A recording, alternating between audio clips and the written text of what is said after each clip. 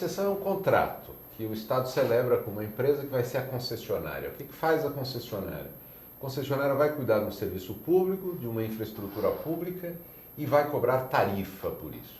Então ela é a odiada concessionária que cobra tarifa do usuário para lhe prestar um serviço. Essa é o caso típico da concessão de estradas, de pedagiadas. Exatamente. Quando se instaurou a concessão de estradas para empresas privadas no Brasil, houve uma certa reação negativa. Por quê? Porque as estradas melhoraram, é verdade, mas as pessoas passaram a ter que pagar um pedágio real e, portanto, um pedágio caro, né? E isso é o elemento central. Presta-se serviços e se cobra tarifa. É um particular, tem um contrato de longo prazo com o poder público. Por que um particular? O que o particular tem de vantagem em relação ao Estado? O particular, ele vai buscar financiamento e ele faz um grande investimento no início do contrato. Então ele pode, por exemplo, duplicar uma rodovia em um ano. Ele pode construir, como acaba de acontecer, um aeroporto, um terminal imenso do aeroporto de São Paulo em 1 ano e meio. Então, um grande investimento no início do contrato. Em um ano e meio, 2 anos, se faz investimentos de 1 bilhão, 2 bilhões de reais e no longo prazo a empresa vai cobrar tarifa para amortizar o capital. A questão das receitas acessórias, como é que ficam nesses dois casos? Pois é, no caso das rodovias, a receita principal é pedágio. Mas existe a possibilidade de cobrar de empresas de telecomunicação para passar fibra ótica na beira da rodovia. É possível instalar,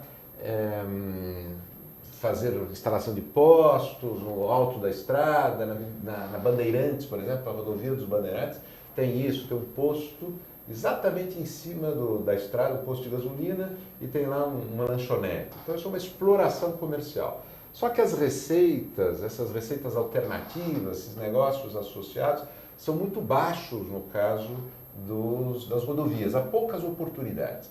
Em outros negócios são muito altos. Por exemplo, no metrô, a experiência de concessão de metrô, em outros países, no Brasil a experiência é muito pequena ainda, né?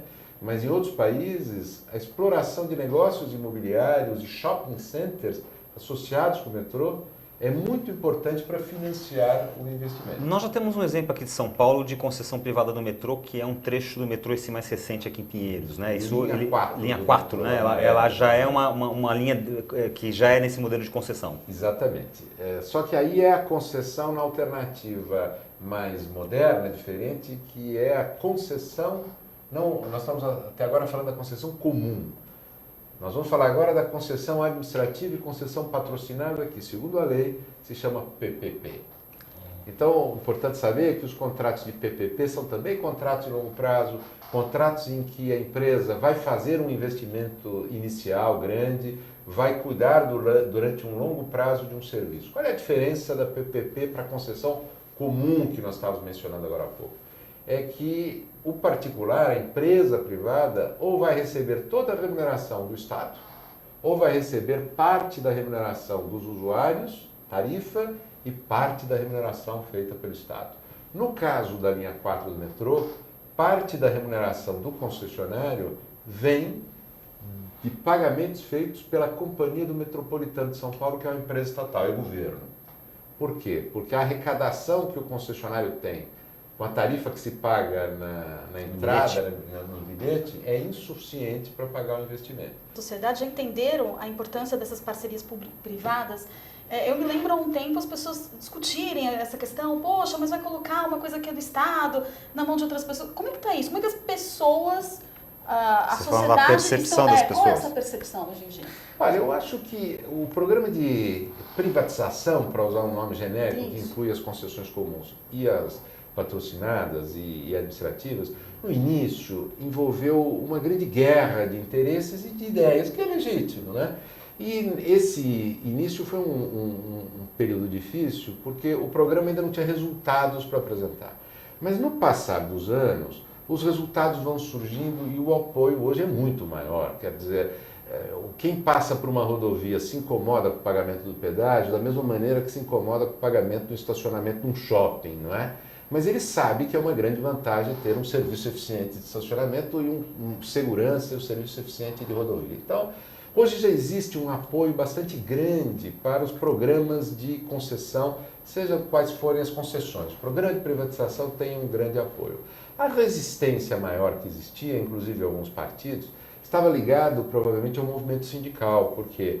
Porque o movimento sindical no setor público muito forte e com muita penetração dos partidos, o que fez com que alguns partidos, com essa influência sindical, fossem críticos da privatização, uma crítica que se dizia em grande medida inspirada ideologicamente, quer dizer, uma visão de que o Estado faria melhor, de que a iniciativa privada faria pior. Mas o que tem acontecido nesses últimos anos, por exemplo, no governo da presidente Dilma, é o reconhecimento de que essas críticas são exageradas ou são mesmo infundadas.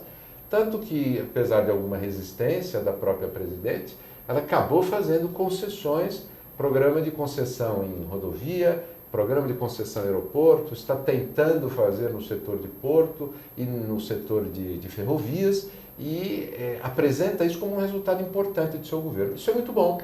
Mas a gente também está vivendo uma crítica muito grande com a chegada da Copa do Mundo, que começa amanhã aqui em São Paulo, e também das Olimpíadas que vão acontecer no Rio de Janeiro em 2016, com a não entrega dos serviços, dos novos benefícios de infraestrutura que foram projetados, que foram planejados, né? Uma crítica muito grande, os estados ficaram prontos, mas o VLT não ficou, enfim, até aquela coisa toda, né?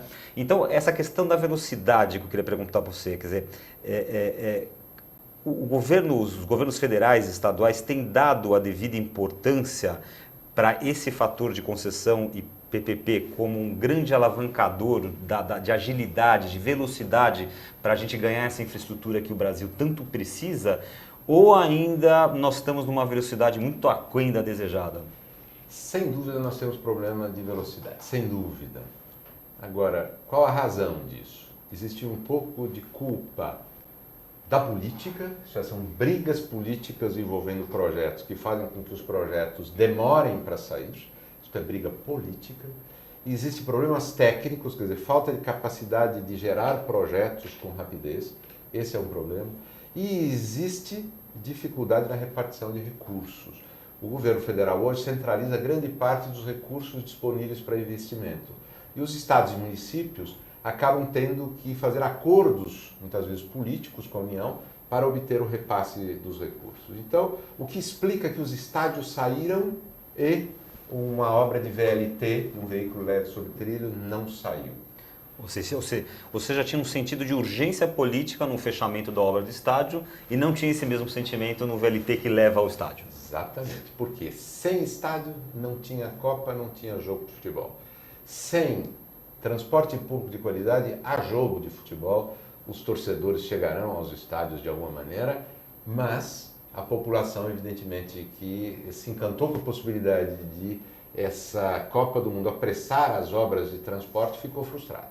Não é? Então, o que aconteceu, você destacou, acho que tudo que interessa. O sentimento de urgência fez com que as brigas políticas e as dificuldades técnicas fossem vencidas e os estádios saíram. E isso não conseguiu atingir aquilo que era o serviço que iria beneficiar diretamente no dia a dia do cidadão. Isso é uma questão que, afinal de contas, envolve a política, né? Nós não estamos conseguindo que os nossos poderes públicos deem as prioridades nossas do cidadão comum, do dia a dia, como transporte, a importância que acabam dando a outras matérias, como foi o caso dos estádios. Eu ia fazer uma pergunta, mas acho que você já começou a respondê-la. Eu quero saber se você é a favor de uma reforma jurídica para propiciar melhores concessões e quais pontos que você acredita que devem melhorar nesse sentido. Você tocou num ponto central. A agenda desperdiçada do Brasil, qual é? Eu nem diria que é o tema das concessões da privatização. No fundo, essa agenda nós já estamos caminhando. Nós vamos melhorar, mas estamos caminhando. Mas tem uma agenda desperdiçada. Qual é a agenda? Da reforma administrativa. Na década de 90, falou-se muito no Brasil em reforma administrativa. Havia uma sensação de que isso tinha entrado em definitivo nas preocupações nacionais. Isso é reformar a administração pública, diminuir o número de ministérios, racionalizar os processos de decisão, rever as regras burocráticas para torná-las mais leves, mais focadas em resultado e menos em forma. Todas essas questões são muito complicadas e estão envolvidas numa reforma administrativa. Fez-se muito durante a década de 90 nessa matéria, muito. na União, um grande esforço. Emenda constitucional, tivemos uma emenda constitucional, chamada de emenda da reforma administrativa, em 1998, imensa, mudou muitos pontos da Constituição. Acontece que muito do que se mudou na Constituição precisa ser implementado por lei, e até agora essa implementação não foi feita. Os anos 2000, na verdade nós já temos aí quase 15 anos, né, de anos 2000, foram anos praticamente desperdiçados nesse tema da reforma administrativa. Nós precisamos fazer reforma administrativa.